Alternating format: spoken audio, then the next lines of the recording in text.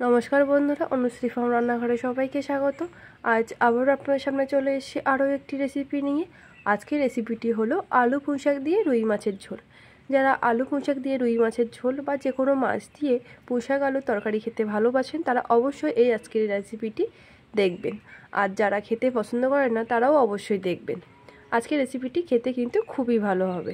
প্রথমেই দেখতেই পেলেন এখানে আমি আলু পুঁইশাক কেটে ভালোভাবে ধুয়ে একটু ভাবিয়ে নিয়েছি। রান্নার জন্য দিয়ে নিয়েছি কড়াইতে দিয়ে দিয়েছি পরিমাণ মতো সর্ষের তেল। তেল ভালোভাবে গরম করে নিয়েছি। তেল ভালোভাবে গরম হয়ে গেলে আলুগুলোকে ভালোভাবে লাল করে ভেজে নেব। এখানে আমি আলুগুলো আগে একটু ভেজে নেব। এইভাবে আলু আগে থেকে ভেজে নিলে খেতে কিন্তু ভালোই লাগে। ভালোভাবে আলুগুলো আমি একটু লাল লাল করে ভেজে নিয়েছি। আলু একটু লাল লাল করে ভাজা হয়ে গেলে দিয়ে দেব পুঁইশাকগুলো। আলু ও পুঁইশাক ভালোভাবে আমরা এখানে ভেজে নেব। ভাজতে ভাজতে দিয়ে দেব পরিমাণ মতো নুন ও হলুদ গুঁড়ো। আমি এখানে নুন ও হলুদ গুঁড়ো দিয়ে ভালোভাবে লো টু মিডিয়াম আঁচে পুঁইশাক আলু ভালো করে ভেজে নেব। ভাজা হয়ে গেছে, এবার নামিয়ে নেব একটা পাত্রে। একই কড়াই দিয়ে দেব আর একটু পরিমাণে তেল। তেলটাকে আবার একটু গরম করে নেব। এবার দিয়ে দেব তেলের ভিতরে আমরা ফোড়ন। এখানে আমি দিয়েছি 5 ফোড়ন ও একটা শুকনো লঙ্কা। ফোড়নটা হালকা একটু ভেজে নেব। তারপরে দিয়ে দেব একটা তেজপাতা। ফোড়ন থেকে ভাজা গন্ধ বেরোলে এখানে আমরা দিয়ে দেব একটা বড় সাইজের পেঁয়াজ বাটা। পেঁয়াজটা ভালোভাবে একটু তেলের সাথে আমরা কষিয়ে নেব।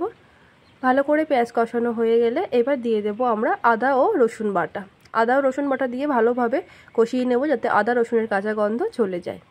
সব মশলা ভালোভাবে আমরা লো টু মিডিয়াম আঁচে কষাতে থাকব। আদা রসুন পেঁয়াজ ভালোভাবে কষানো হয়ে এসছে, এবার দিয়ে দেব আমরা লঙ্কা বাটা। এখানে ঝালটা পরিমাণ মতো যে যার দেবেন।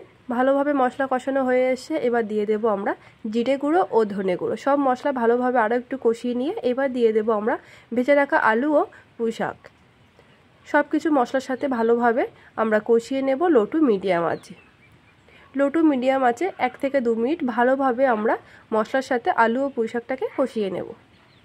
ও পুঁইশাক কষানো হয়ে এসছে, এই দেখুন মশলা আমাদের তৈরি হয়ে এসছে। এবার দিয়ে দেব আমরা পরিমাণ মতো উষ্ণ গরম জল।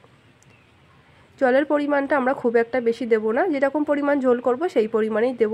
যেহেতু আলু ও পুঁইশাক আগেই আমরা একটু ভাপ দিয়ে রেখেছি, 70% মতো আলু আমাদের সিদ্ধ হয়ে আছে, তাই জলের পরিমাণটা আমাদের বুঝে দিতে হবে।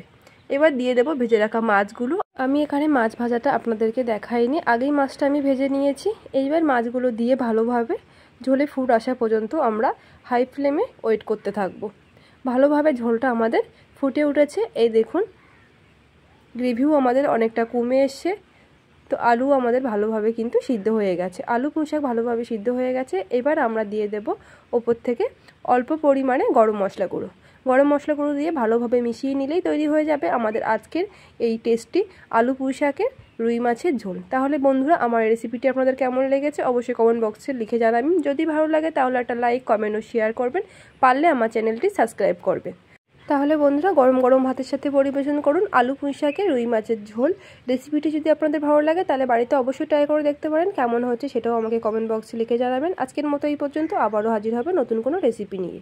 সবাই ভালো থাকবেন, সুস্থ থাকবেন। ধন্যবাদ।